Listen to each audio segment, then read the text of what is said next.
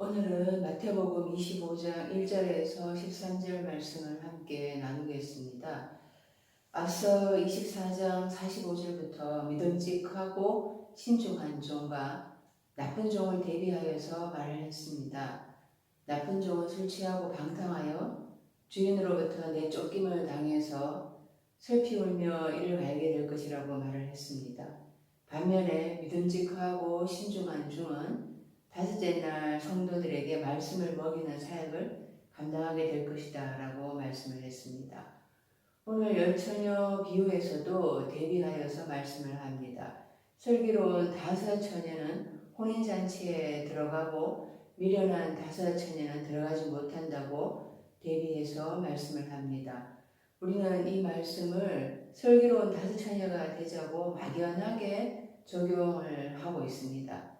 그러나 올바른 지식이 없이는 미련한 다섯 처녀가 되어서 혼인잔치의 문이 닫히게 되고 못 들어가게 되는 것이 발생을 하게 됩니다. 그래서 우리는 올바른 지식을 갖춰야 합니다. 성경에 대해서 바른 지식을 갖추어야지 혼인잔치에 들어가는 구원의 완성이 나에게서 이루어지게 되는 것입니다.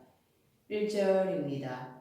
그때 천국은 마치 등을 들고 신랑을 맞으러 나간 열처녀와 같다 하리니, 천국이라고 번역을 했습니다. 또 열처녀와 같다고 했는데요. 이 천국은 헬라어로 하면은 하늘 삶의 나라입니다. 이 천국에서 혼인잔치가 벌어지는데 슬기로운 다섯 처녀는 기름을 준비했기 때문에 신랑과 함께 혼인잔치에 들어갑니다. 그러나 미련한 다섯 처녀는 기름을 준비하지 못해서 혼인잔치에 들어가지 못한다고 합니다. 우리는 예수 믿으면 구원을 얻는다고 들었습니다. 그런데 어리석은 그 미련한 다섯 처녀는 기름을 준비하지 못해서 혼인잔치에 들어가지 못한다고 합니다.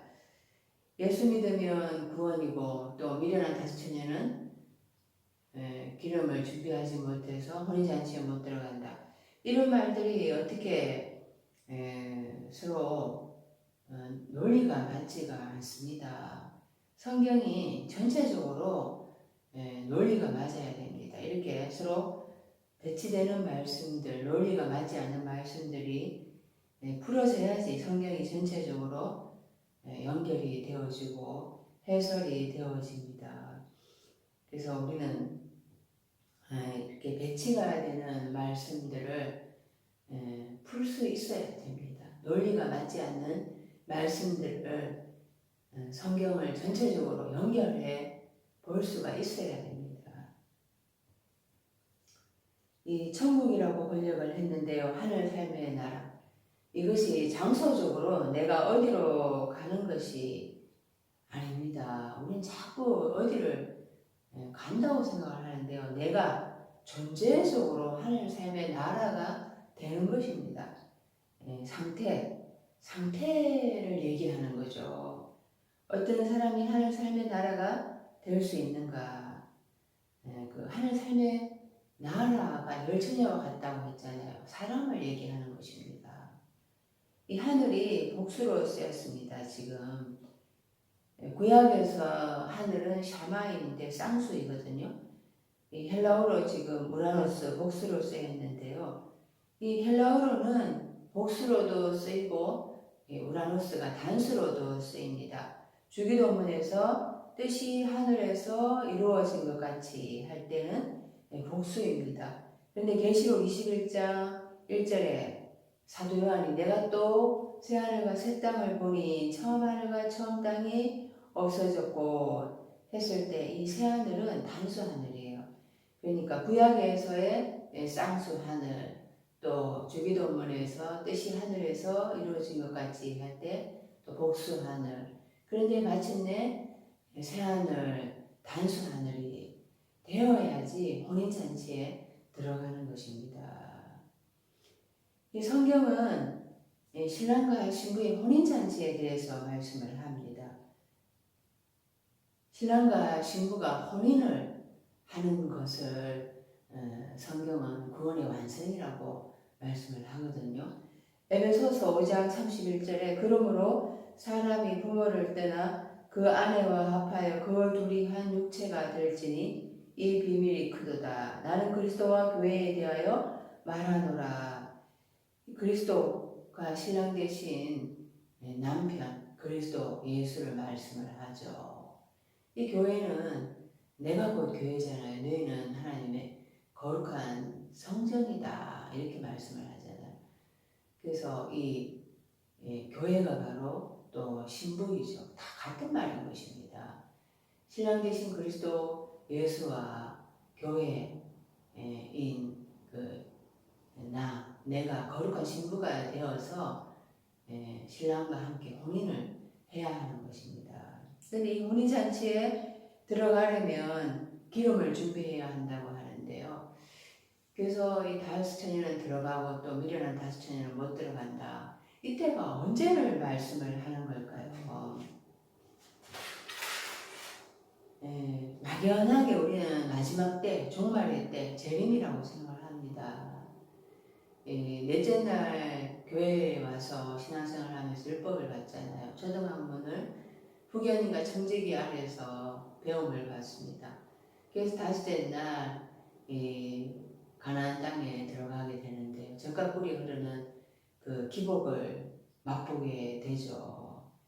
그리고 여섯째 날에 이제 그 젖과 꿀이 흐르는 그것이 진짜 하나님이 주는 것이 아니다.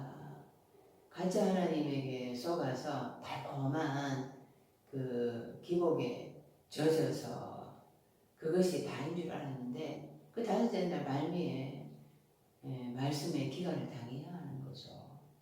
진짜 말씀을 듣기 위한 기갈을 당해야 하는 거죠. 그래서 여섯째 날로 넘어오게 되면서 흐레마의 말씀을 먹게 되면서 영이 조금씩 깨어나기 시작을 하죠. 그래서 여섯째 날을 통과해서 일곱째 날 들어가게 되면은 혼인잔치에 들어가는 것입니다. 이 혼인잔치에 들어가는 것이 구원의 완성입니다. 이 열처녀라고 했는데요. 이 열이라는 뜻이 헬라어로는 데카입니다. 히브리어는 그 에세르 열인데요. 이 아사르에서 유래했습니다. 아사르는 부유하다, 풍성하다 이런 뜻이 있습니다.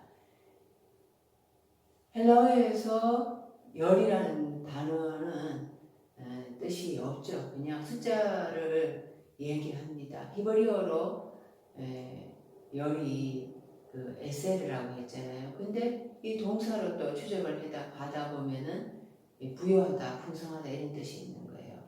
다섯째 날 이 교회가 풍성하고 부유합니다. 그런데 그 안에 알곡과 축전이 같이 섞여 있는 거예요.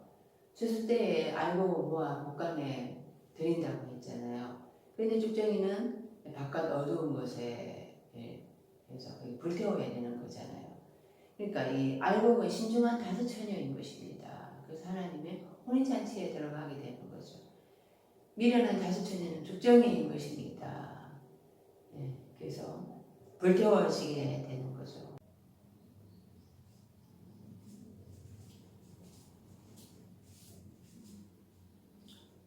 처녀는 헬라어로 파르데 노스입니다.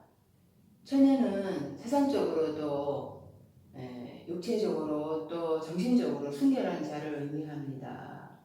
이 처녀가 어떤 남자, 어떤 남편을 만나느냐에 따라서 그 인생이 달라지게 됩니다. 이 사도 바울은 자신이 사역을 하는 것에 대해서 성도 한 사람 한 사람을 그리스도 예수께 중매한다고 말씀을 합니다. 사실 많은 목회자들이 성도들을 자신의 추종자로 만들기 위해서 애를 씁니다. 그 영혼을 그리스도 예수께 중매하려고 하는 것이 아니라 자신의 세력을 불리기 위한 도구로 이용을 하는 거죠. 잘 살펴보시기를 바랍니다. 그 말로는 또 입으로는 예수를 외치고 사랑 사랑 외치지만은 그 속은 이리때와 같아서 양을 넉탈하는 것입니다. 그 영혼을 자신의 세력을 불리기 위한 도구로 이용을 하고 있다는 것입니다. 그러나 사도 바울은 고린도후서 11장 2절에 내가 하나님의 열심으로 너희를 위하여 열심을 내노니 내가 너희를 정결한 처녀로 한 남편인 그리스도께 드리려고 준비함이로다. 이 고린도 교인들에게 쓴 편지인데요. 하나님의 열심으로 열심을 낸다. 그리고 성도 한 사람 한 사람을 정결한 처녀로 남편이신 그리스도 예수께 드리려고 준비한다고 말씀을 합니다. 자신의 세력을 불리기 위한 도구로 이용하지 않고 있습니다. 계시록 14장 4절에 이 사람들은 여자와 더럽히지 아니하고 순결한 자라 어린 양이 어디로 가든지 인도하든지 따라가는 자며 사람 가운데서 성령함을 받아 처음 익은 열매로 하나님과 어린 양에게 속한 자들이니 이 사람들은 번역할 때는 14만 4천으로 되어 있잖아요. 그런데 헬라어로는 144천으로 읽어야 됩니다. 100이라는 것이 헤카토 메오트이거든요. 전체로부터 나와서 전체 알렙에서 타브까지 전체로부터 나왔다. 구약의 삶에서 나왔다라는 거예요. 40이 테사라콘타인데요. 40이라는 것이 헬라어로는 테사라콘타인데 히브리어로는 아르바임입니다. 그러니까 10이라는 것이 열이라는 것이 부하다라고 했습니다. 부한 것이 묶이는 삶이라는 거죠. 40 부한 것이 묶이다. 또 사는 테사레스입니다. 테사레스 묶이다 이런 동사죠. 천은 킬리아데스인데요. 히브리어로는 엘레프입니다. 천이 본성이란 뜻이거든요. 그러니까 전체로부터 나와서 구한 것이 묶인 본성의 삶, 이것이 144천인 거예요. 그래서 내가 구한 것이 내가 구약의 삶에서부터 나와서 나의 구한 것이 묶인 본성의 삶, 그 상태를 의미하는 거죠. 구원을 얻는데 14만 4천만 들어간다 이런 것이 아니라는 겁니다. 그래서 구한 것이 묶인 본성의 삶, 그 자가 바로 순결한 자고 처녀이고 하나님과 어린 양에게 속한 자들이라고 말씀을 합니다. 여자와 더불어 더럽히지 아니하고 라고 했는데요. 이 여자가 누구를 말씀을 하는 것입니까? 창세기 3장 아담의 아내 하와가 뱀이 주는 좋고 나쁨의 지식의 열매를 먹었습니다. 이 하와가 아담의 아내인데요. 이 비유인 거거든요. 아담의 속사람을 의미합니다. 아담이 엄연했다라는 것을 아담의 아내 하와가 다른 남편을 쫓아갔다. 거짓 예언자의 그 거짓 복음에 엄행이 되었다. 이렇게 비유를 하는 거죠. 첫사람 아담은 순결한 처녀가 아니다라는 거예요. 이 144천이 되었을 때 이것이 혼인잔치에 들어가는 그 상태를 의미하는 것입니다. 이 상태에 들어가지 못하면은 혼인잔치에 들어갈 수가 없습니다. 144천이 되어야지, 그 상태가 되어야지 혼인잔치에 들어가는 정결한 처녀라고 말씀을 하는 것입니다. 마태복음 24장 40절에서 42절 그때 두 사람이 밭에 있음에 한 사람은 데려감을 당하고 한 사람은 버려둠을 당할 것이요 두 여자가 맷돌질을 하고 있음에 한 사람은 데려감을 당하고 한 사람은 버려둠을 당할 것이니라. 한 사람은 치람을 당하게 되고 한 사람은 내어버림을 당하게 될 것이다. 이것이 내 속에서 일어나는 일이라고 말씀을 했습니다. 내 속에서 신중한 다섯 처녀가 되면 혼인잔치에 들어가게 되는 거고 미련한 다섯 처녀는 혼인잔치에 들어가지 못하게 된다라는 거죠. 이 덩을 들고 있는데 헬라어로 람파스입니다. 람포라는 동사에서 유래를 했습니다. 람포는 비추다. 이 비추다 이게 밝게 하다, 밝히다 이런 뜻인 거예요. 이 덩이라는 것이 어둠을 밝히기 위한 도구잖아요. 이 빛으로 밝히는 거잖아요. 이사야서 9장 2절에 흑암에 행하던 백성이 큰 빛을 보고 사망의 그늘진 땅에 거주하던 자에게 빛이 비치도다. 이 빛이 누구입니까? 그리스도 예수죠. 그 흑암에 행하던 백성, 사망의 그늘진 땅에 거하던 자에게 빛이 비추었다.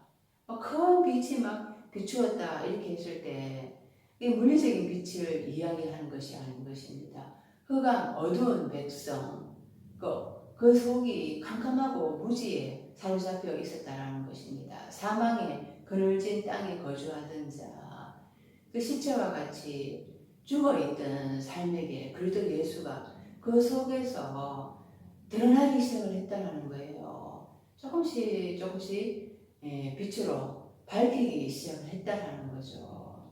예수님은 우리에게 빛으로 오신 분이잖아요. 그 빛이 오시니까 우리에게 어둠이 물러가게 되는 거잖아요. 그 빛은 그렇게 우리의 어둠을 밝히는 거죠. 그 예수님께서 우리에게 세상의 빛이라고 말씀을 하셨습니다. 그 세상의 빛, 그 세상은 온 세상에 빛을 그렇게 밝히면 좋겠죠. 그런데 성경은 이 세상에 대해서 코스모스인데요. 이 세상이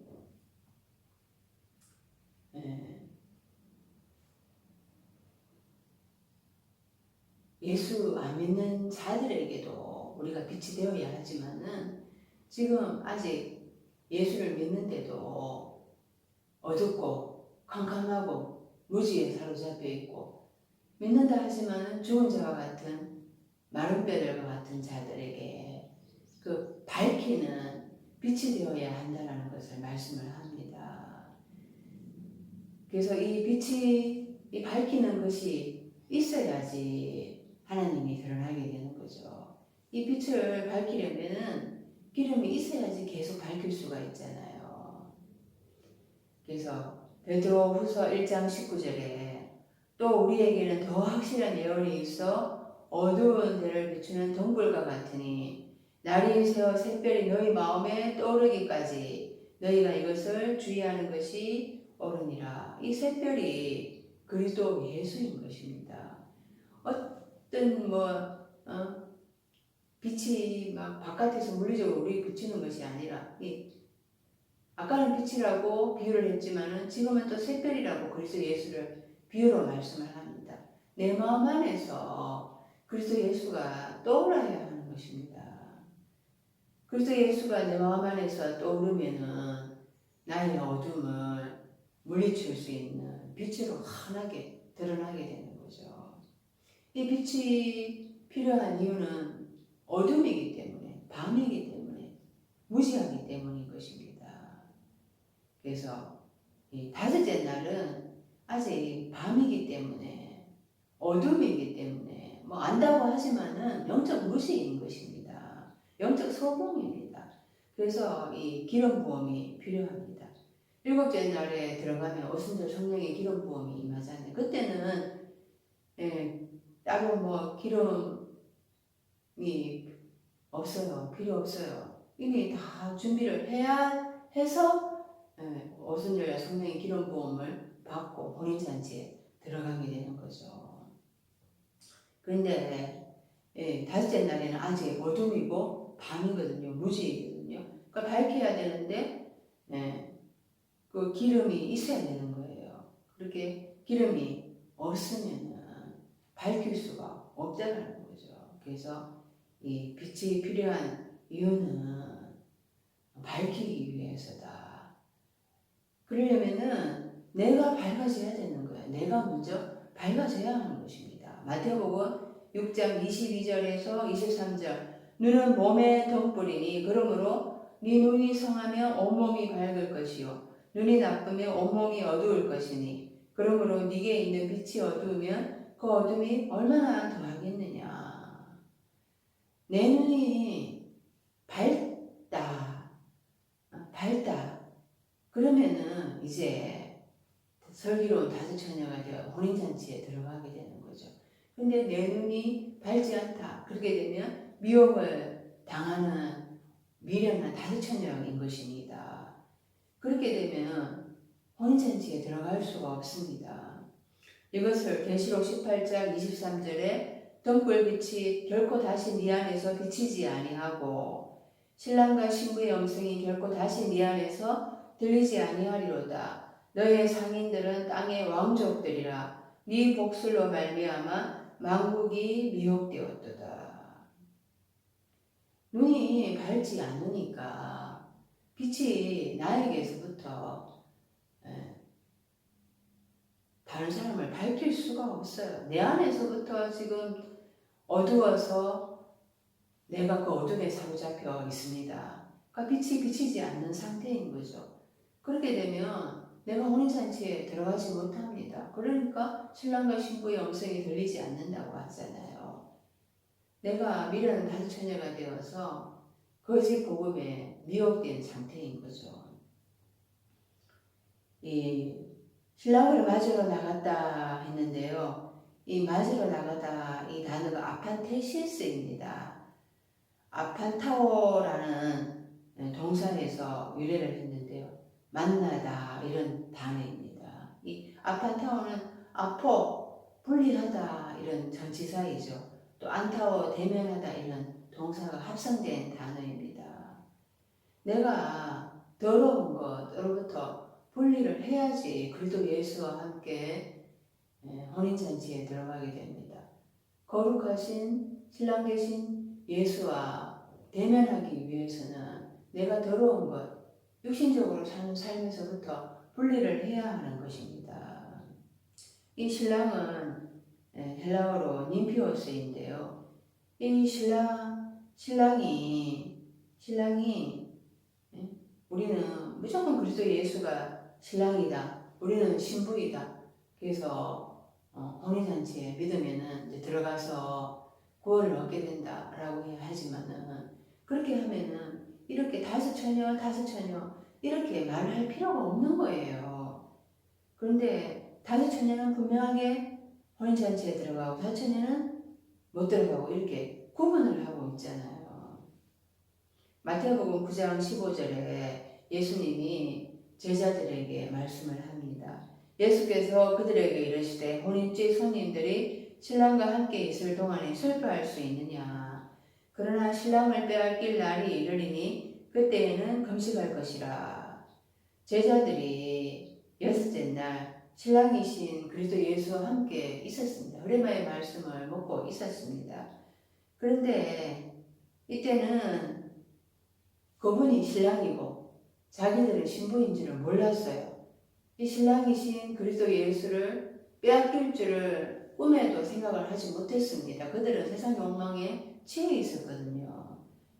그런데 이 그리스도 예수가 십자가에 죽임을 당하고 또 부활하시고 성천하셔서 다시 보혜사 성령으로 와야지 유익하다고 말씀을 하셨습니다. 예수님은. 이 삶이 있어야 되는 거예요. 신랑이 그들과 늘 함께 있어서는 보혜사 성령이 올 수가 없는 것입니다.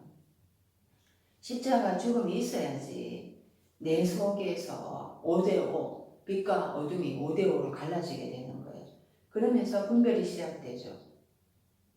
그래서 슬기로운 다스처녀가 되어서 혼인잔치에 들어가게 되는 거예요. 여섯째 날 말미에 예수님이 십자가에서 죽으실 때 나도 딸같이 죽은 신랑을 빼앗기는 아픔을 통과해 가야 합니다. 신랑을 빼앗기는 아픔을 여섯째 날 말미에 겪어봐야 되는 거예요. 엘리 라마 사박다니 내 속에 예수가 육적으로 이 신음을 토하는 것을 내가 체험을 해봐야 되는 거예요. 그런데 다섯째 날은 이 십자가에서 함께 죽는 살이 찢기고 피가 쏟아지는 이 아픔을 겪어보지를 않았거든요. 그런데 어떻게 신랑과의 혼인잔치에 들어갈 수가 있겠습니까? 이 미련한 다섯 처녀가 십자가에서 못 박혀야지 혼인잔치에 들어가게 되는 것입니다. 2절입니다. 그 중에 5은 미련하고 5은 설기 있는 자라. 이 설기 있다, 또 이 미련하다 했는데요. 이 설기 있다는 헬라어로는 신중한 삶인 것입니다. 신중하다. 신중한 삶은 하나님의 말씀을 구하고 찾고 과연 그러한가 해서 두드리면서 묵상하고 연구한 삶은 말씀을 깨달아서 혼인잔치에 들어간다라는 거죠. 이 5명 이렇게 했는데요. 이 5명, 이 숫자로 우리는 5사람으로 생각을 합니다. 그런데 의미로 생각을 해야 되는 거예요. 5은 하마시입니다. 히브리어로 하마시인데요. 헬라어로는 펜테이죠. 이 5이라는 이 단어가 추적해 보면은 강하다, 용감하다 이런 뜻이 있습니다. 강하고 용감하고 이게 5째 날이죠. 5째 날이 생육하고 번성하고 충만하라 이렇게 말씀을 하셨잖아요. 5째 날에 하나님께서 그 물들은 생물을 번성하게 하라.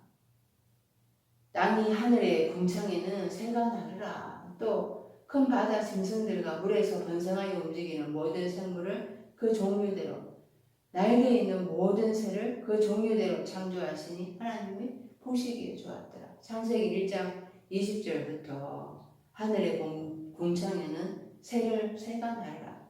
또 큰 바다 짐승들, 또 물에서 움직이는 또 모든 생물들 이렇게 만들고 나셔서 하나님이 보시기에 좋았더라. 그리고 그들에게 복을 주시면서 생육하고 번성하고 충만하라. 새들도 땅에 번성하라. 이렇게 말씀하셨어요. 이게 5째 날인 거예요. 그러니까 지금 5째 날 교회가 숫자가 많고 거대합니다. 그래서 복 받았다, 예수 믿으면 복 받는다 이렇게 말들을 하죠. 그러니까 복은 받았죠. 그런데 그 복이 진짜 복이냐?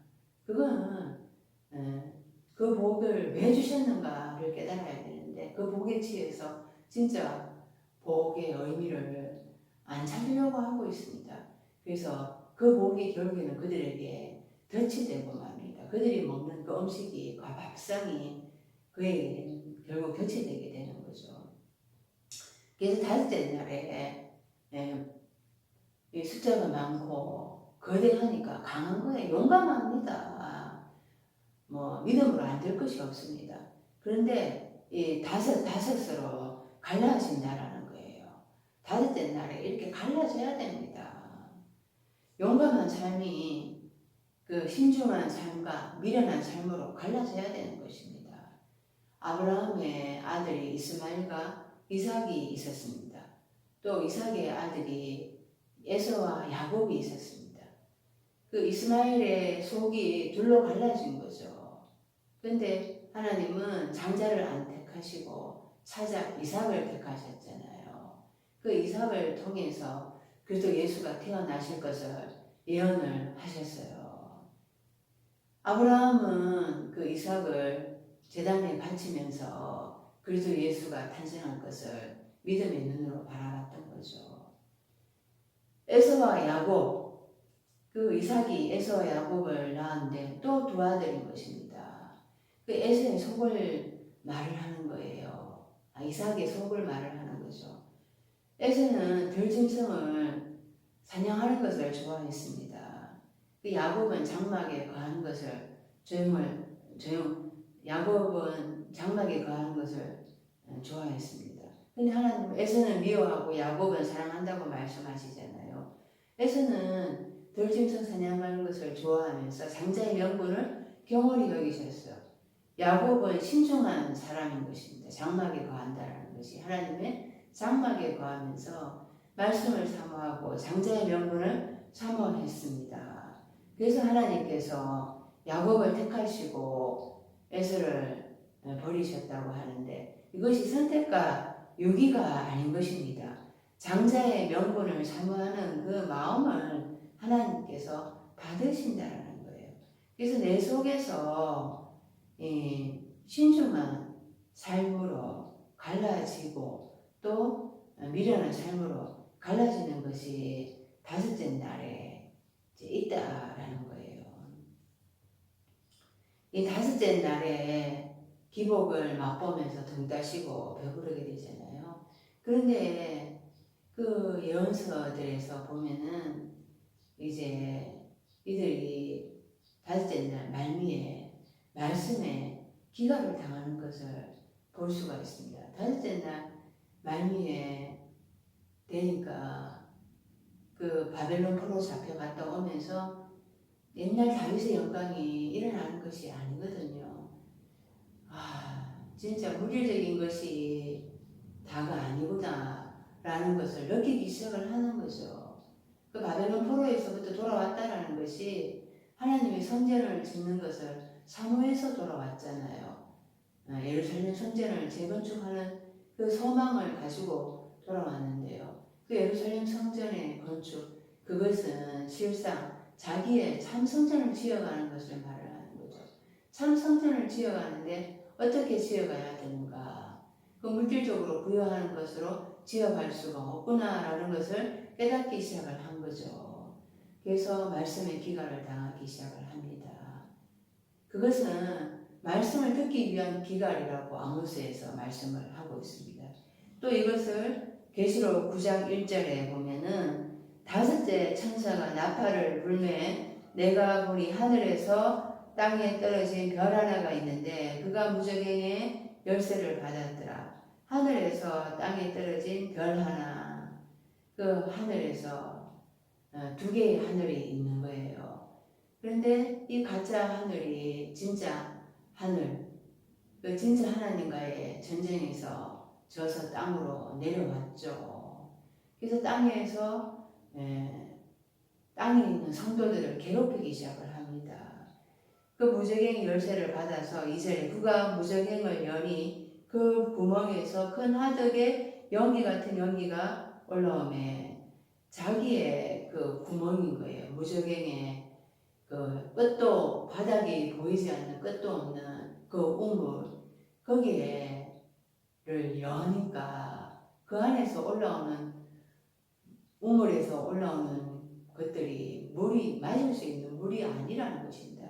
점점 더 연기 같은 연기가 올라오는데 점점 더 뿌옇게 하고 어둡게 하고 앞을 가리는 그런 숨을 막히게 하는 연기가 올라온다는 것입니다. 그래서 해와 공기가 그 구멍의 연기로 말미암아 어두워진다고 합니다. 또 3절 또 황충이 연기 가운데로부터 땅 위에 나오매 그들이 땅에 있는 정갈의 건설과 같은 건설을 받았더라. 이 정갈에 쏘이면은 잘못하면 죽을 수도 있습니다. 이 황충이 연기 가운데로부터 땅 위에 나오매 이 황충이 메뚜기 떼잖아요. 메뚜기 떼가 한번 지나가고 나면은 들판에 먹을 곡식들이 남아있지 않습니다. 거짓 예언자를 말을 하는 거죠. 그래서 이들로 인해서 5절에 그러나 그들을 죽이지는 못하게 하시고 5달 동안 괴롭게만 하게 하시는데 그 괴롭게 함은 정갈이 사람을 쏠 때 괴롭게 함과 같더라.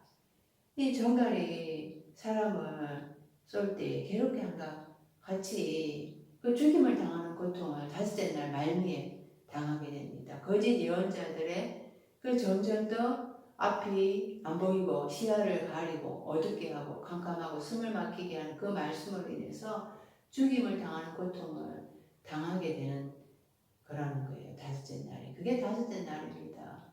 그래서 5째 날이 용감한데 그 죽임을 당하는 고통을 겪으면서 말씀을 찾고 구하게 된다는 거예요. 이 고통을 겪은 사람이 있습니다. 그 사람이 바로 사마리아 여인인 것입니다. 사마리아 여인이 마침내 예수님을 만났죠. 우물가에서. 그래서 예수님은 그녀에게 네 남편을 데려오라 말씀을 했어요. 그러니까 그 여인이 나는 남편이 없습니다. 예수님은 네 말이 맞다. 너에게 남편 5이 있었는데 다 네 남편이 아니었다. 그 5째 날까지 말씀을 먹여주는 자들이 진짜 남편이 아니라는 거예요. 다섯째 날까지 그 말씀을 먹여주던 후견인과 정직이들 초등학문을 가르쳐주던 그 자들이 진짜 남편이 아니라는 거예요. 그런데 지금 있는 자, 그 그리스도 예수 자신도 남편이 아니다 이렇게 말씀을 합니다. 진짜 남편은 보혜사 성령으로 오셔야 한다는 것입니다. 사도행전 그 4장 4절에 말씀을 들은 사람 중에 믿는 자가 많으니 남자의 수가 약 5천이나 되었더라. 이 오순절 성령이 임하고 나서 믿는 자가 많은데 남자의 수가 약 5천이나 되었대. 이 5천, 천이 키리아데스, 히브리어로 엘레프, 본성이 강한 사람이라는 거죠. 본성이 강하다 이런 뜻인 것입니다. 그 사도 바울의 이때는 사도들의 그 베드로의 말씀을 들은 자이지만은 아직도 그들은 그들이 원하는 기복의 신앙으로 말씀을 받아들이고 있다는 거예요. 본성적으로 자신들의 육신의 만족을 채워주는 말씀으로 받고 있다라는 거죠. 그래서 다섯째 날까지는 이 본성으로 아직도 육신의 그 욕망을 채워주는 말씀을 그렇게 자기들의 뜻대로 신앙생활을 하고 있는 건데 이 다섯째 날 말미에 사마리아 여인처럼 말씀의 기가를 당해서 진짜 생수를 갈망해서 예수님께로 나와야 한다라는 것입니다. 그런 자들이 바로 이제 다섯으로 설기로운 다섯 처녀이고 그렇지 못한 자는 그냥 본성으로 말씀을 받으면은 그 자들은 미련한 다섯 처녀로 혼인잔치에 들어가지 못하는 것입니다. 그래서 이 예수님께서 오병이어의 기적을 행하셨잖아요. 그때 말씀을 들은 자들이 또 5천 명이라고 말씀을 합니다. 그 5천 명이 자신들의 본성을 채워주는 그런 것으로 예수님의 말씀을 받아들였어요. 그래서 예수님을 임금삼으로 했잖아요. 그들은 슬기로운 다섯 처녀가 되지 못하는 것입니다. 슬기로운 다섯 처녀는 이 말씀의 기가를 당해야 되는 거예요. 그리고 그 기가를 당하고 나서 그럴 때 하나님 앞에 구하고 찾고 두드릴 때 여섯째 날로 건너오게 하시는 것입니다. 여섯째 날 건너와서 흐레마의 말씀으로 집을 건축해 가는 것이죠. 그것을 마태복음 7장 24절에서 25절 신중한 건축자의 삶, 그리고 또 26절에서 27절에 그 어리석은 건축자, 미련한 건축자의 삶으로 구분을 할 수가 있는 것입니다. 예수님의 말씀을 듣고 행하는 자, 흐레마의 말씀으로 들어야 되는 거예요. 그리고 그 속에서 그 말씀으로 집을 지어가야 되는 거예요. 그럴 때 집을 반석 위에 지은 지혜로운 사람 같다고 말을 합니다. 그 자는 비가 내리고 창수가 나고 바람이 불어서 집에 부딪혀도 그 집이 무너지지 않을 수가 있는 거죠. 그리스도 예수의 흐레마의 말씀에 반석 대신 그리스도 예수의 흐레마의 말씀에 자기의 성전을 지어가기 때문입니다. 그러나 미련한 그 사람들, 어리석은 사람들, 그 미련한 다섯 처녀는 자기 뜻대로 집을 지어가는 거예요. 예수님의 말씀을 듣고 행하지 않습니다. 자신의 본성을 채워주는 그런 말씀으로 아멘, 아멘 하죠. 그 기복만을 바랍니다. 그러니까 마침내는 그것이 비가 내리고 창수가 나고 바람이 불어서 그 집에 부딪히되 무너짐이 심하게 되는 모래 위에 지은 집과 같게 되는 것입니다. 이 자들은 그래서 미련한 다섯 처녀로 되어서 혼인잔치에 못 들어가게 되는 것입니다. 그래서 고린도전서 1장 18절에 십자가의 도가 멸망하는 자들에게는 미련한 것이요 구원을 받는 우리에게는 하나님의 능력이라 말씀을 합니다. 십자가의 도가, 이 도가 헬라어로 로고스인데요. 이 문자적인 말씀, 의문에 속한 말씀, 역사적으로만 성경을 읽는 것들,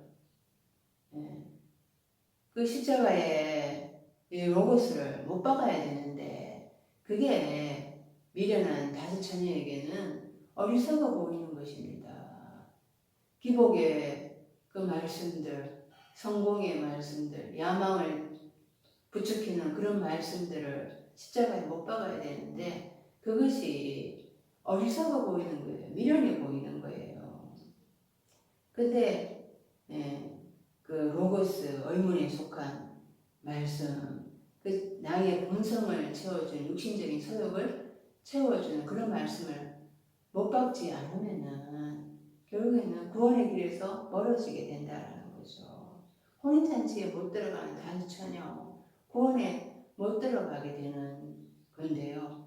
그 로고스를 십자가에 못 박지 않으면 구원에서 멀어집니다. 혼인잔치에 못 들어갑니다. 그런데 누구나가 다 예수 믿으면 천국이고 구원을 얻는다. 그런데 왜 다섯 처녀 이렇게 구분을 하고 있는 것입니까?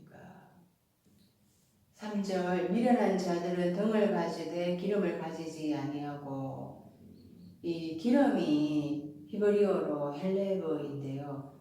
그 헬레브는 이 살찌다라는 뜻에 그 사용하지 않는 어근에서 유래를 했습니다. 이 살쪄서 비둥비둥해지다, 얼굴에 기름기가 있다, 배에 기름기가 꼈다 이렇게 얘기하잖아요. 살찌다, 비둥비둥해지다 이런 뜻을 가지고 있습니다. 그런데 그 동물의 기름이 있어야 또 그 맛이 있잖아요. 그래서 이 기름, 지방, 가장 좋은 것, 이것을 또 의미하기도 합니다. 그래서 이 기름이 최상의 것, 가장 우수한 것을, 이런 것을 의미하는 뜻이 있다는 거예요. 창세기 4장 4절에 아벨은 자기도 양의 첫 새끼와 그 기름으로 드렸더니, 이때는 동물의 그 양의 기름으로 드렸다는 거죠. 그래서 가장 좋은 것, 최상의 것으로 드렸다는 것입니다. 여호와께서 아벨과 그의 제물은 받으셨다고 했는데요. 그 양과 그 기름, 그리스도 예수의 죽음이 그 아벨에게도 있었다라는 거예요. 자기 죽음으로 결국 가장 좋은 것, 최상의 것을 하나님 앞에 드렸더니 하나님이 예물을 받으신 거죠. 그런데 가인은 땅에 솟아난 자기 욕심의 제사를 드렸잖아요. 한나라의 사람입니다. 그래서 하나님이 받으시지 않은 거죠. 이 미련한 자들이 기름을 가지지 아니했다고 했는데요. 그 미련한 자들은 등은 가졌습니다. 등은 그 등불을 그 안에 이제 초를 넣어서 이제 기름을 태워서 이렇게 밝히는 거잖아요. 그 형식적인 등은 가지고 있었어요. 형식적인 종교 생활을 했다라는 것입니다. 그런데 그 기름이 준비가 안 됐다. 그 안에 내면적인 것, 하나님 앞에 그 내적으로 드려야 할 것들은 없었다라는 거예요. 결국에는 자기 좋은 것으로 신앙생활을 했지, 자기 욕심으로 신앙생활을 했지, 자기 죽음은 없었다라는 거예요. 넷째 날 율법을 받으면서 신앙생활을 했잖아요. 초등학문으로 신앙생활을 하기 시작을 했습니다. 그런데 초등학문이라는 것이 그 외적인 신앙생활을 가르치는 거거든요. 후견인과 청지기들이 예물 드리는 연습, 예배 드리면서 자기 몸을 복종하는 연습, 이런 외적인 훈련을 시키는 것인데, 그런 것들만 열심히 했지 내적인 것을 하나님 앞에 구하고 찾고 두드리지 않았다라는 것입니다. 그래서 다섯째 날 그 복을 받으면서 용감해졌습니다. 그런데 용감해지니까 이제 막 복 받기 시작하면서 외적으로 막 살찌니까 얼굴이 막 기름기가 끼고 또 배에 기름기가 끼니까 비등비등해져서 그런 자들은 그 기름, 내적인 것, 가장 좋은 것, 하나님 앞에 드려야 할 신앙의 가장 그 좋은 것을 준비를 하지 않았다는 거예요. 이런 자들이 덩을 가지되 기름을 가지지 않으면 미련한 자들인 것입니다. 기름이 헬라어로는 엘라이온 감람유를 의미하는 올리브유를 말씀을 하죠. 누가복음 4장 18절에 주의 성령이 내게 임하셨으니 이는 가난한 자에게 복음을 전하게 하시려고 내게 기름을 부으시고 나를 보내사 포로된 자에게 자유를 눈먼 자에게 다시 보게 함을 전파하며 눌린 자를 자유하게 하고 예수님이 오셔서 해당에서 말씀을 전파하시면서 이사야서의 말씀을 인용을 하셨어요. 그래서 주의 성령이 내게 임하셨는데 그 내게 기름을 부으셨다. 이 기름이 주의 성령이라는 거죠. 가장 좋은 것이잖아요. 죽음이 있어야지 그 다음에 성령의 기름 부음이 임하셔서 말씀이 다 깨달아지는 거죠. 그 말씀에 전체적으로 깨달아진 자가 심령이 가난한 자들에게 프레마의 말씀으로 먹여줄 수가 있습니다. 그 배에서 흘러나오는 생수의 말씀으로 그에게 먹여줄 수가 있는 거죠. 그 포로된 자에게 자유, 다섯째 날까지 감옥에 사로잡혀서 율법의 종로를 하는 자들에게 영적인 자유함을 줄 수가 있는 거죠. 눈먼 자에게 영적 소경인 자에게 다시 보게 함을 선포할 수가 있는 것입니다. 그것이 기름, 성령을 의미하는데요. 이 행전 10장 38절에도 하나님이 나사렛 예수에게 성령과 능력을 기름 붓듯 하셨음에 그가 두루 다니시며 선한 일을 행하시고 마귀에게 눌린 모든 사람을 고치셨으니 이는 하나님이 함께 하셨습니다. 이 성령의 기름 부음이 임하셔야지 능력이 부어지게 되고 하나님의 선한 일을 하게 되고 마귀를 물리칠 수가 있고 그들을 치유하게 되는 것입니다. 이게 가장 좋은 거예요. 성령의 기름 부음. 그러니까 우리가 하나님 앞에 자기 죽음의 그 기름으로 드릴 때 하나님은 또 하나님의 가장 좋은 것 성령의 기름 부음으로 부어주시는데요. 요한일서 2장 20절에는 너희는 거룩하신 자에게서 기름 부음을 받고 모든 것을 아느니라 이렇게 말씀을 합니다. 기름 부음이 없이는 깨달아지지 않으니까 외적으로 신앙생활을 할 수밖에 없는 것입니다. 누가복음 10장에 선한 사마리아인 비유가 나옵니다. 그 선한 사마리아인은 강도 만난 자를 그 기름과 포도주를 그 상처에 붓고 싸매고 또 자기 짐승에 태워서 주막으로 데리고 가서 돌봐주잖아요. 가장 좋은 것으로 상처에 붓고 싸매어 줬다라는 거예요. 그게 뭡니까? 성령의 기름 부음의 그 말씀인 거죠. 성령의 기름 부음이 있는 말씀이어야지만이 강도에게 강도 만난 자를 치유할 수가 있는 강도가 누구입니까? 거짓 예언자를 의미하는 거거든요. 거짓 예언자, 그 뱀, 하와를 꼬드겼던 그 뱀, 좋고 나쁨의 지식의 열매를 먹여서 미혹게 했던 그 뱀, 거짓 예언자는 오늘도 우리에게 온갖 사탄 발림의 말씀으로 선하신 하나님, 기적의 하나님, 능력의 하나님, 전지전능의 하나님 이렇게 온갖 거짓 달콤한 복음으로 미혹을 합니다. 그런 자를 성경이 전체적으로 그 열려진 성령의 기름 부음의 말씀으로야 많이 치유를 할 수가 있다라는 거예요. 4절입니다. 설기 있는 자들은 그릇에 기름을 담아 등과 함께 가져갔다니 이 설계에 있는 자들 신중한 삶이라고 했습니다.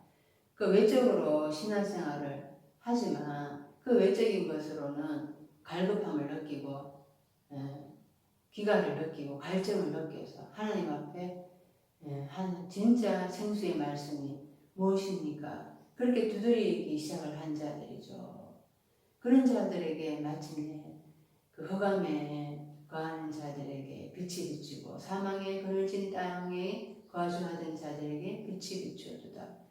그 그리스도 예수의 빛이 더 그들에게 임하여서 어둠을 물리치고 조금씩 밝혀지기 시작을 한다는 것입니다.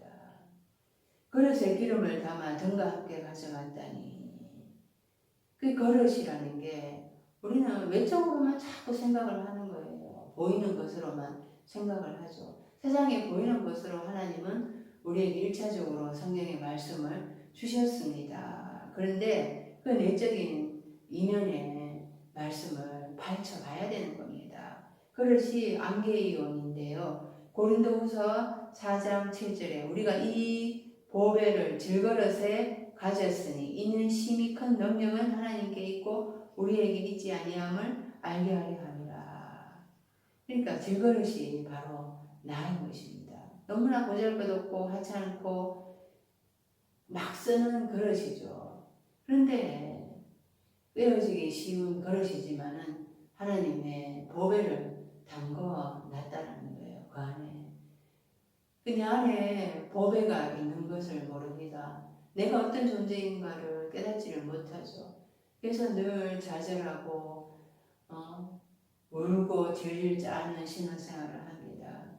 그런데 내 안에 보배가 숨겨져 있다는 것을 깨닫는 자들은 신중한 자들로 하나님 앞에 과연 진짜 말씀이 어디 있습니까? 그렇게 구하고 찾고 연구하기를 시작을 한다는 것입니다. 그 말씀을 내가 깨닫기 시작을 하고 그렇게 전체적으로 성경이 연결되어서 깨뜨려지면은 내가 진짜 보배를 다른 사람들한테 주어서 진짜 생수를 다른 사람들한테 먹여줄 수 있는 그렇게 큰 사명을 감당할 수가 있게 되는 겁니다. 그러려면은 이 기름을 담아서 등과 함께 가져가야 되는 거예요. 디모데후서 2장 2절에 그러므로 누구든지 이런 것에서 자기를 깨끗하게 하면 기인 쓰는 그릇이 되어 거룩하고 주인의 쓰심에 합당하며 모든 선한 일에 준비함이 되리라 이렇게 말씀을 합니다. 자신을 깨끗하게 하고 정결하게 하는 그릇으로 자신을 준비해야 한다는 거예요. 기름 부음은 아무에게나 임하지 않습니다. 정결한 자, 깨끗한 자, 하나님의 말씀에 순종하는 자, 그런 자들에게 기름 부음이 임하게 되는 거죠. 그것을 그릇에 기름을 담아서 등과 함께 가져갔다라고 말씀합니다. 내 삶에 기름 부음이 임하려면은 내 그릇이 주인이 쓰시기에 합당한 정결하고 깨끗한 그릇이 되어야 한다는 것입니다. 그냥 질그릇에 불과하다 이렇게 생각을 해서 막 자신을 하찮게 여기고 함부로 육신적으로 육신의 소욕을 쫓아가면 안 된다는 것입니다.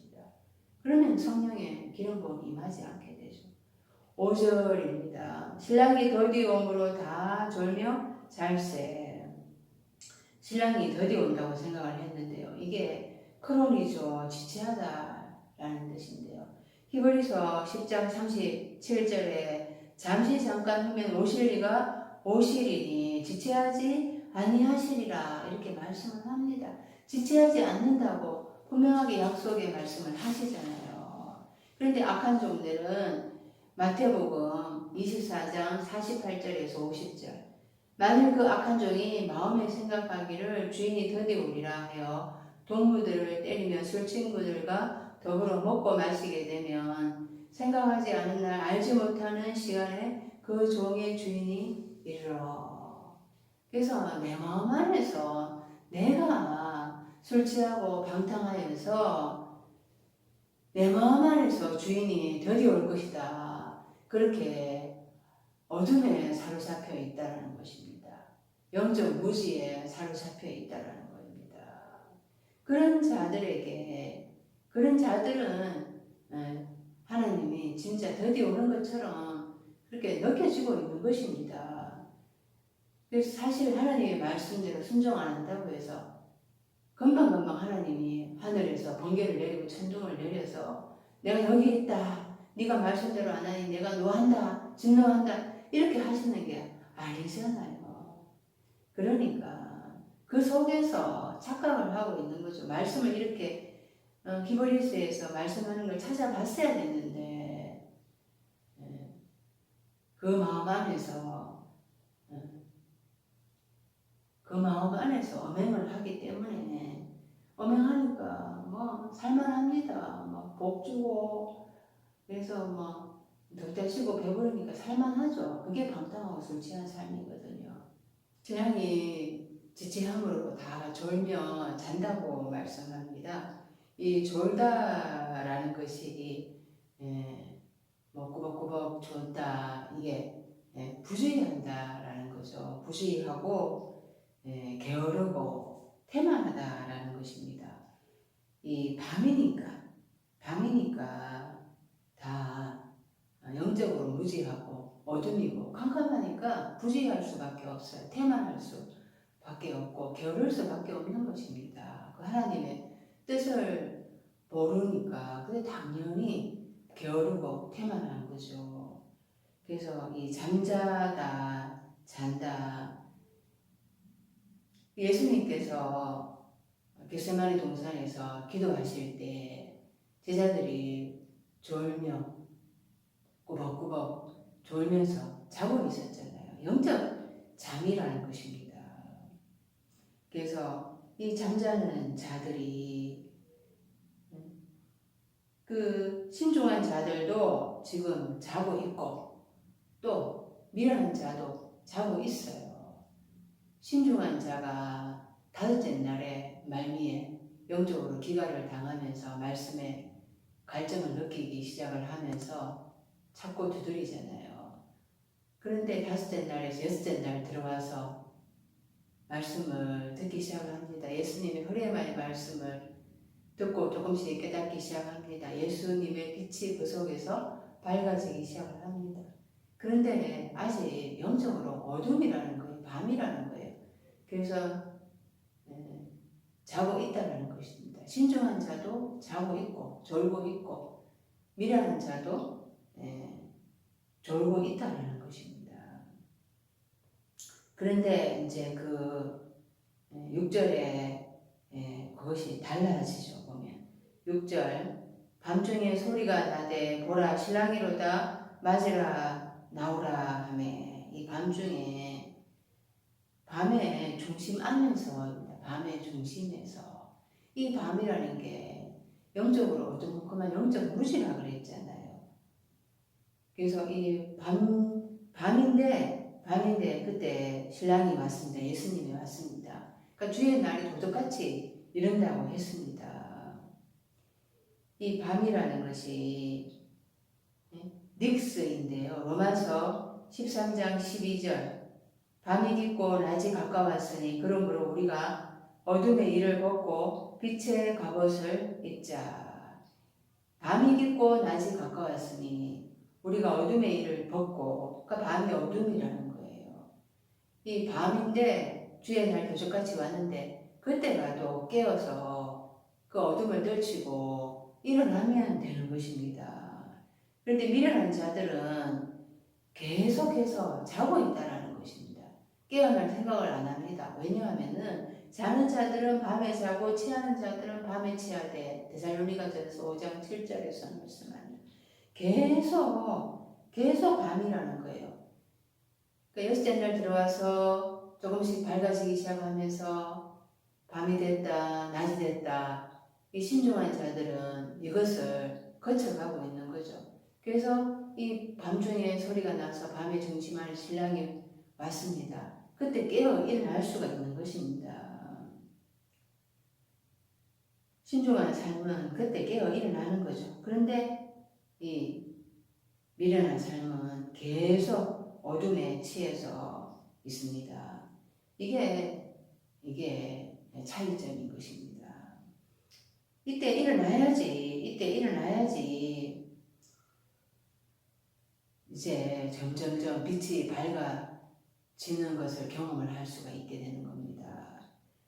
계시록 21장 25절에 낮의 성문들을 도무지 닫지 아니하리니 거기에는 밤이 없음이라. 그 새 예루살렘 성전에는 밤이 없다 그러잖아요. 왜냐하면 하나님과 어린 양 그리스도 예수가 주인이 되시기 때문에 더 이상 밤이 없대요. 낮만 있다고 합니다. 더 이상 다른 것이 필요치가 않습니다. 하나님과 어린 양 그리스도 예수가 왕이 되시기 때문에 다른 등불, 햇빛 이런 것들이 필요가 없어요. 초등학교를 가르치는 후견인과 청지기들이 더 이상 필요치를 않습니다. 그래서 일곱째 날에 들어가기까지는 계속 어둠을 경험하게 됩니다. 계속 낮이면 좋겠는데, 계속 밝았으면 좋겠는데 그렇지 않습니다. 낮은 잠깐이고 어둠이 짙어서 답답하죠. 영적으로 답답하죠. 그런데 주의 날이 그 밤에 도적같이 이른다고 그랬잖아요. 이것을 알고 있으면 밤에 밤이라도 영적으로 무지해도 주님이 시오나 하는 것을 깨달을 수가 있는 거죠.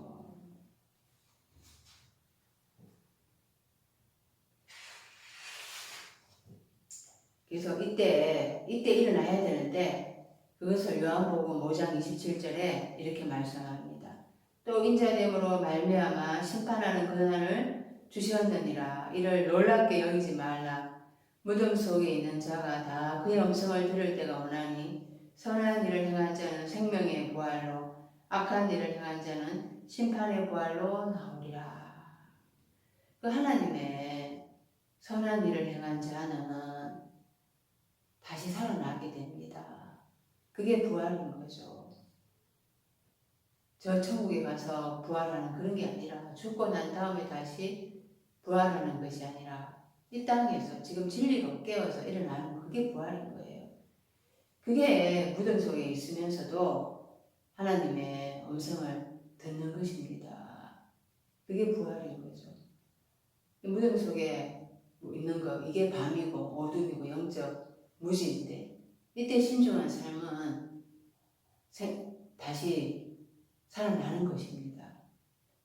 악한 일을 행한 자는 심판의 부활로 나오리라. 이 악한 일을 행하다라는 것이 어떤 사람들한테 나쁜 일을 행하는 것, 어떤 물리적으로 나쁜 일을 행하는 것, 어떤 해를 끼치는 것, 이런 것을 말을 한다기보다는 그 믿음에 관한 것입니다. 거짓 복음을 전한 것, 달콤한 거짓 진리를 전한 것, 그런 거짓 진리를 내가 믿고 또 그런 거짓 복음을 선포한 것, 그것이 하나님 앞에 다 불태워져야 할 것들이라는 거예요. 그게 바로 미련한 삶이죠.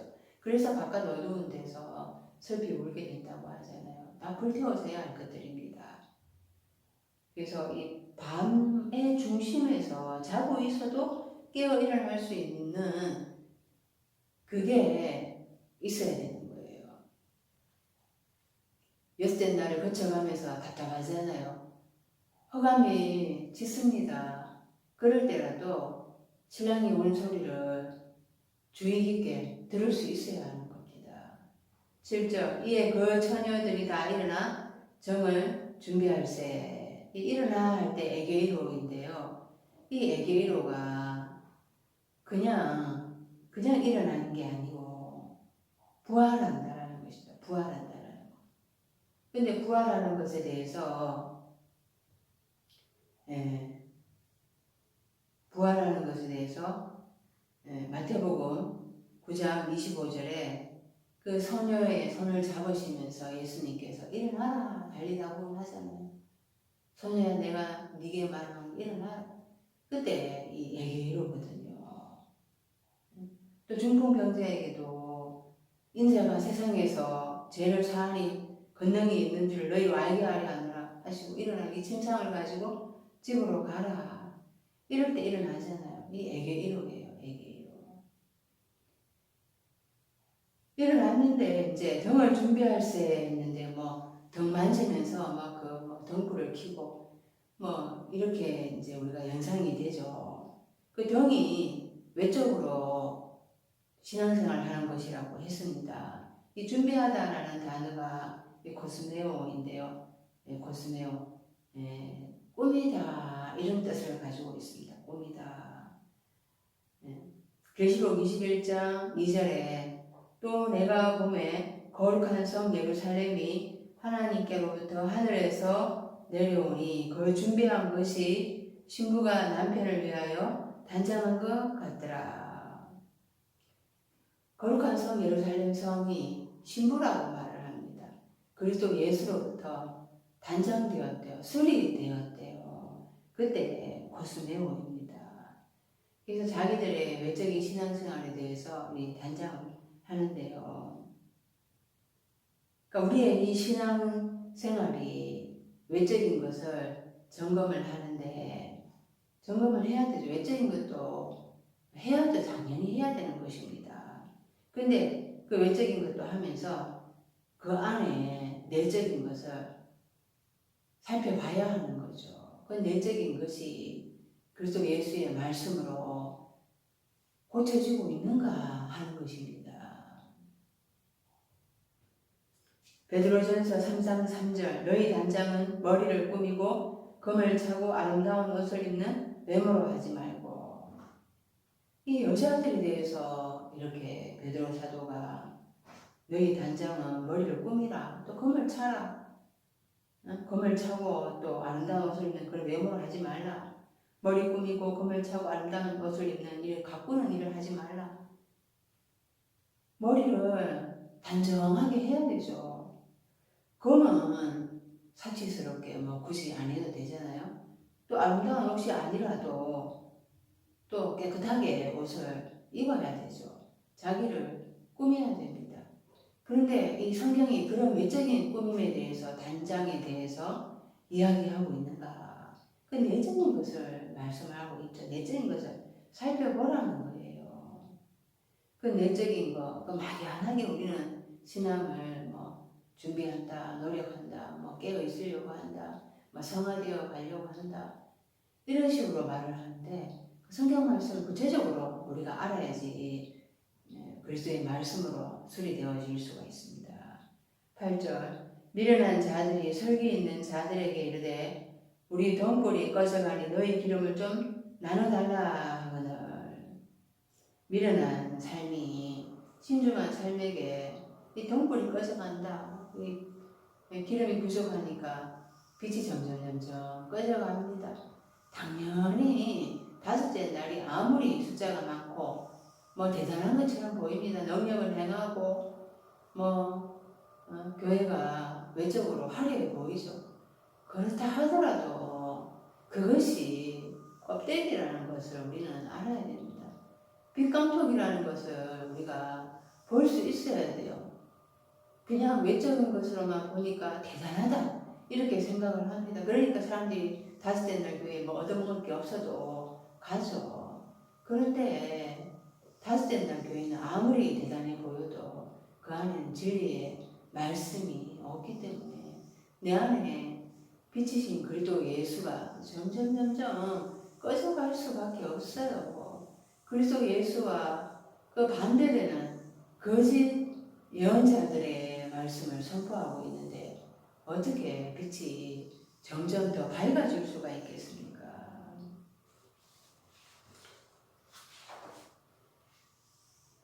예수님은 오셔서 마태복음 12장 20절에 상한 갈대를 꺾지 아니하며 꺼져가는 심지를 꺼지 아니하기를 심판하여 이길 때까지 가리니 상한 갈대까지도 예수님은 꺾지 아니하신다. 꺼져가는 심지조차도 끄지 아니하신다고 말씀을 합니다. 그런데 어떻게 어떻게 이 등불이 꺼져가는데도 그것을 준비를 안 하고 있었단 말입니까? 그러니까 몰랐으니까 그렇죠. 다섯째 날이 그 말씀으로 살아날 수 있다. 계속해서 생명의 충만함을 느낄 수 있다. 그렇게 살아갈 수 있다고 생각을 한 거죠. 그런데 다섯째 날의 말씀으로는 환란이 닥치면은 환란이 해석이 안 돼요. 뭐 환란이 닥쳐서 뭐 견뎌내고 또 반성을 하는 사람들이 많습니다. 그 환란을 통해서 그리스도 예수를 깊게 만나고 또 그리스도 예수에 또 대한 체험을 놀라운 반증을 하는 사람들도 많습니다. 그런데 문제가 해결되었기 때문에 그 다음에 더 깊은 그리스도 예수에 대한 그 장성한 분량에 이르기까지 나아가려고 하지 않습니다. 전진하려고 하지 않습니다. 그래서 그 빛이 점점 꺼져갈 수밖에 없어요. 그래서 데살로니가전서 5장 19절에는 성령을 소멸하지 말라고 합니다. 성령을 소멸하지 말라. 그래서 이 내 안에 있는 빛이 꺼져가면은 다른 사람에게 이 빛을 내가 세상의 빛이라, 너희가 세상의 빛이라 이렇게 말씀하셨잖아요. 그 빛이 전파되어 줄 수가 없는 것입니다. 절입니다. 설기 있는 자들이 대답하여 이르되 우리와 너희가 쓰기에 다 부족할까 하노니 차라리 파는 자들에게 가서 너희 쓸 것을 사라 하니 미련한 삶이 나눠달라고 하니까 우리 둘이 쓰기에는 부족하다, 충분치 않다라는 거예요. 이 구원은 내 몫이지 남한테서 얻어서 내가 구원을 얻을 수가 있는 게 아니라는 것입니다. 그래서 요한복음 6장 7절에 빌립이 대답하되 각 사람으로 조금씩 받게 할지라도 200데나리온의 떡이 부족하리이다 이렇게 말씀하잖아요. 200이라는 뜻이 뭡니까? 이 100이라는 것이 전체로부터 나오다 이런 뜻이라고 말씀을 드렸습니다. 알렙에서부터 타브까지. 이 구약의 이 삶, 이 본성의 삶, 이것이 이 둘은 탈바꿈하다 이런 뜻이 있거든요. 그러니까 전체로부터 나와서 탈바꿈을 해야 되는데 그게 아직 부족하다라는 거예요. 그래서 내가 신앙생활이라는 게 끊임없이 내가 내 몫이 있다는 것을 알아야 되고 그래서 어떻게 해야 하는가 그것을 신중한 삶이 말을 합니다. 파는 자들에게 가서 너희 쓸 것을 사라. 신앙생활이 팔고 사는 거예요. 구원을 얻기 위해서는 팔고 사는 것이 있어야 됩니다. 이 팔다라는 것이 플레오인데요. 마태복음 19장에 부자 청년이 나옵니다. 나는 어려서부터 계명을 다 지켰습니다. 자기의 자기 사랑으로 이 부자 청년이 가득 차 있습니다. 예수님께서 네가 운전하고자 할지인데 네 소유를 팔아서 가난한 삶에게 주라. 네 소유를 팔아라. 가난한 자들에게 나눠주라. 네가 가진 거 그 계명 다 지켰습니다. 헌금 다 했습니다. 봉사했습니다. 부모를 공경하라. 살인하지 말라. 도둑질하지 말라. 이런 것들 외적으로 다 지켰다라는 거예요. 그런 것들 다 내려놔라는 것입니다. 내려놔라는 거예요. 그런 것들 다 포기하라는 것입니다. 그게 물론 처음에는 그렇게 신앙생활 해야 되죠. 외적인 훈련이 있어야 됩니다. 그런데 더 중요한 것은 생명력 있는 신앙생활이잖아요. 그래서 예수님은 그 성전에 들어가서 성전 안에서 매매하는 모든 사람들을 내쫓으셨어요. 너희는 내 아버지의 집으로 강도의 굴려를 만들어두다. 막 채찍으로 경박 보내는 사람들의 상가, 비둘기 파는 사람들의 의자를 둘러 엎으셨죠. 그래서 이 성전 안에서 정작 팔아야 되고 정작 사야 할 것들을 제대로 팔고 사지 않은 사람들은 강도의 구렬이 되어 있다라고 하십니다. 그래서 네 가지고 있는 걸 다 팔아라. 너 가지고 있으면서 자랑하는 거, 네 여유 충만한 거, 그거 다 내려놔라라는 거예요. 그거 다 포기하라라고 합니다. 그래서 정작 사야 할 게 뭔가? 이 사다라는 단어가 아고라조인데요. 그 마태복음 13장에 천국은 밭에 감추인 것이다. 밭에 감추인 보화와 같다. 그래서 그것을 발견한 사람이 자기 소유를 다 팔아서 5째 날까지의 삶을 다 판단하는 거예요. 그래서 그 밭을 산다 그러잖아요. 자기의 마음밭을 구속하기 위해서 이제 두드리고 그렇게 하는 신중한 삶을 살아가겠다는 거죠. 그게 사는 것입니다. 구속을 얻기 위해서는 값을 지불해야 합니다. 자기 십자가에 그 피를 흘리는, 살을 찢기는 그 값을 지불해야 한다는 거예요. 예수님은 그 값을 지불하셨죠. 예수님이 값을 지불한 것으로 끝난다라는 것이 아니라 내가 그 값을 함께 지불해야 합니다.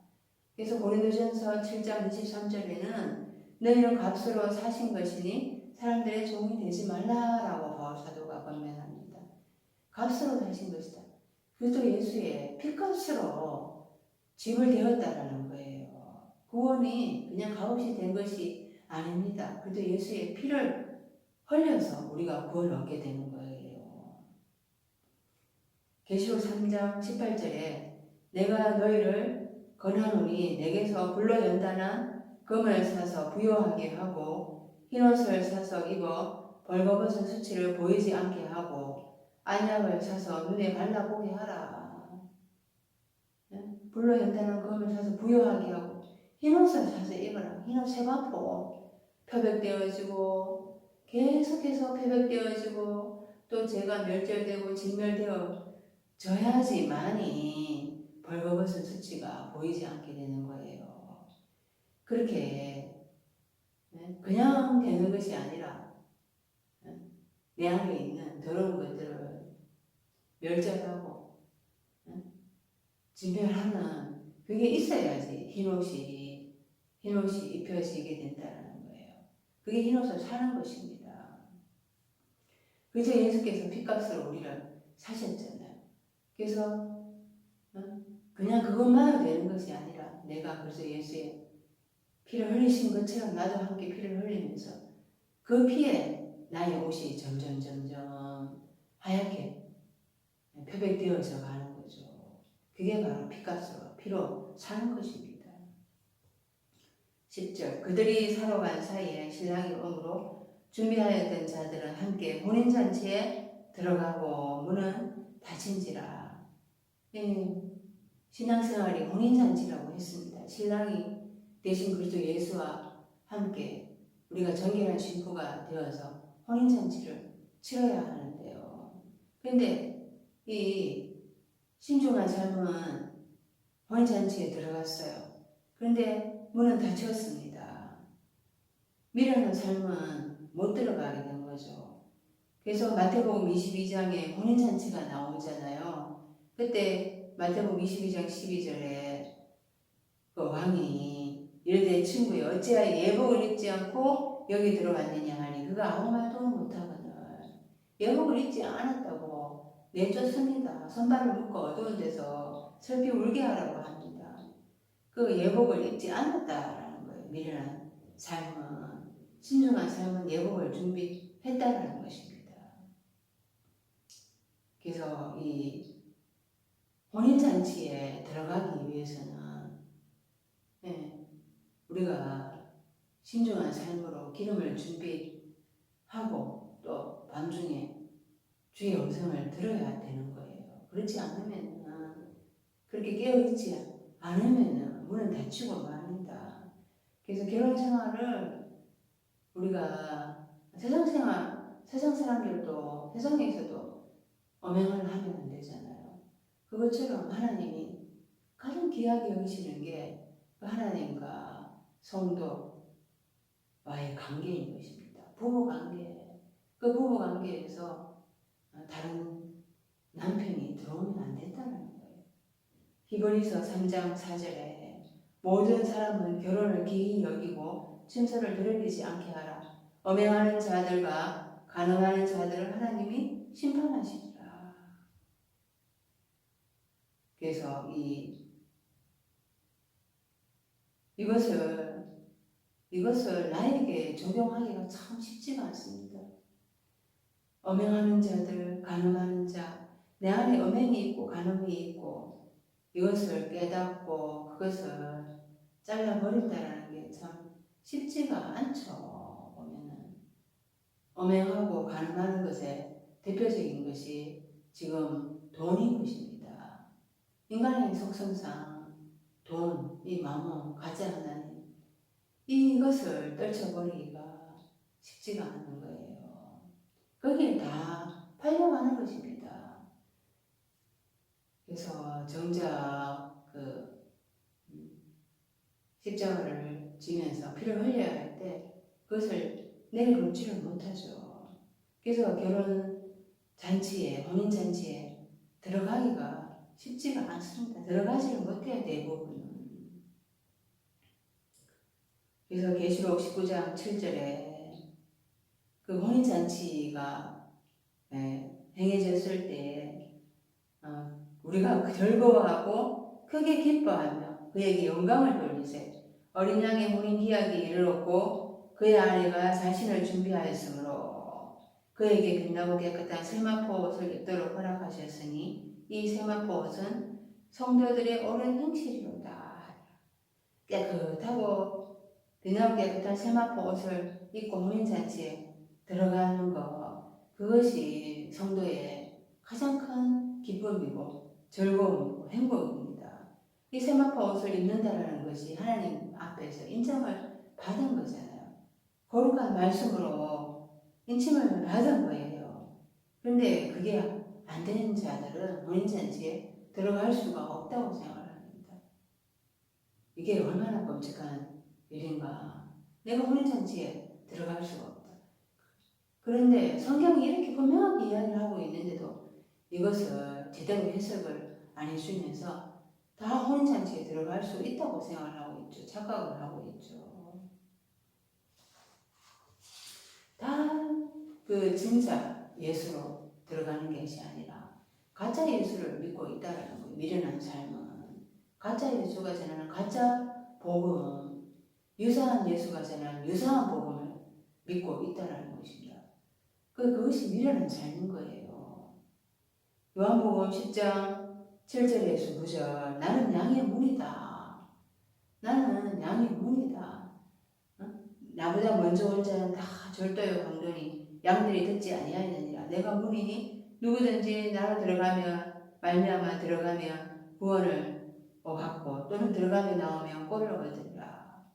그래도 예수의 문이 아닌 다른 문으로 나보다 먼저 온 자는 절도요 강도라고 했잖아요. 우리는 첫 아담입니다. 예수님은 둘째 아담입니다. 우리가 예수님보다 먼저 왔어요. 그러니까 지금 대부분의 목회자들, 초등학문을 지난 부교인과 청지기들은 그리스도 예수 둘째 아담이 아직 탄생도 하지 않았습니다. 그들이 절도요 강도인 것입니다. 그래서 그리스도 예수가 탄생되지 않았어요. 예수 그리스도가 문이라고 했잖아요. 그래서 예수가 둘째 아담은 탄생이 돼야지 그 꼴을 먹고 걸어 들어가면서 나오면서 꼴을 얻어먹고 구원의 문으로 인도받는 건데요. 그런데 둘째 아담이 그리스도 예수가 탄생도 안 했는데 어떻게 꼴을 얻어먹을 수가 있겠습니까? 어떻게 구원을 얻을 수가 있겠습니까? 그래서 문은 닫혔다 했는데요. 이 문이 닫혀버리면은 구원의 문이 닫혀버리면은 하나님께서 구원의 문을 닫아버리시면은 열 사람이 없죠. 하나님이 열면은 닫을 사람이 없고 또 하나님이 닫으면 열 사람이 없는데 하나님이 지금 이렇게 닫아버리면은 열 사람이 없는 거예요. 내가 아무리 인간적으로 애쓰고 노력하고 그러니까 교회 생활을 볼 때 다섯 된 날이 얼마나 열심인지 모릅니다. 사도 바울이 그렇게 열심히 턱심이었잖아요. 근데 예수님이 나는 네가 핍박하는 예수다. 다섯 된 날에 그 열심이 예수님이 핍박하고 있는 것을 모릅니다. 자기 열심, 자기 자랑으로 하는 열심이죠. 그래서 아무리 너무 정말 열심히 했다 하더라도 구원의 문이 닫혀버리고만은 그런 일이 발생을 하는데 그거를 못 깨닫고 있습니다.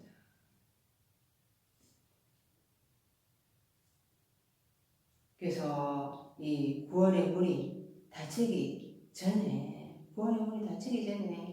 빨리 깨달아야 됩니다. 빨리 깨닫고 내가 일곱째 날에 들어갔을 때 계시록 21장 25절에는 낮에 성문들을 도무지 닫지 아니하니 거기에는 밤이 없습니다. 어둠이 없으니까 흑암이 없으니까 더 이상 답답한 게 없고 모르는 게 없으니까 그럴 때는 문을 닫을 필요가 없는 거예요. 그래서 문이 활짝 열려 있게 되는 거죠.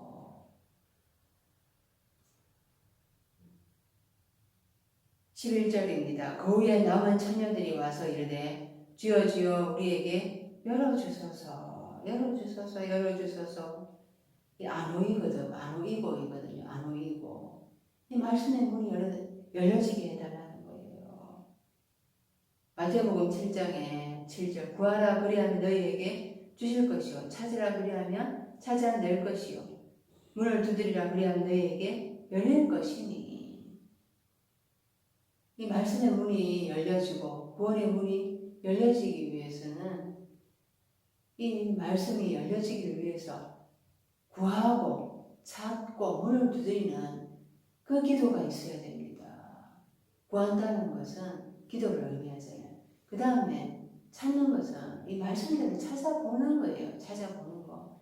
그러면은 이 말씀의 문이 하나씩 열려서 이 말씀이 이제 깨달아지고 그래서 구원의 문이 발견되기 시작을 하죠. 어떻게 해야지 구원 얻는 길을 인도받을 수가 있는가? 그것이 발견되어지기 시작을 한다는 것입니다.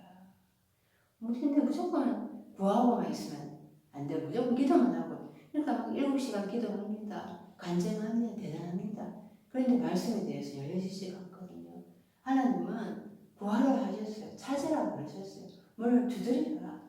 구하고만 있으면 안 되고 그 다음에 찾고 문을 두드리면까지 함께 해야 합니다. 말씀을 찾아가야 돼요. 그래서 구원의 문을 발견을 해야 합니다.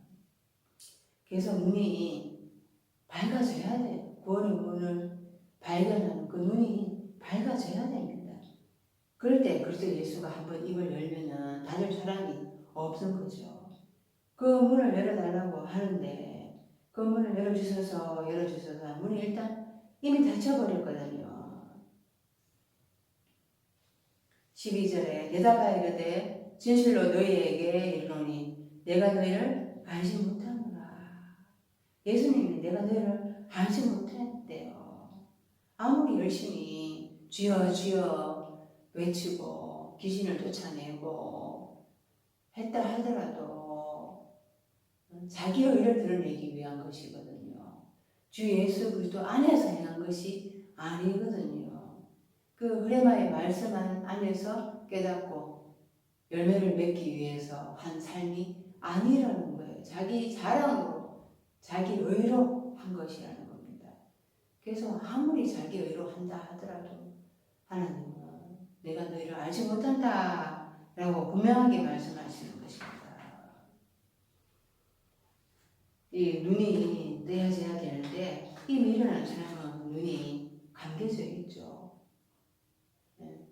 하나님이 그 말씀의 문을 열어준다라는 게 눈을 밝게 하는 거잖아요. 눈을 밝게 하는.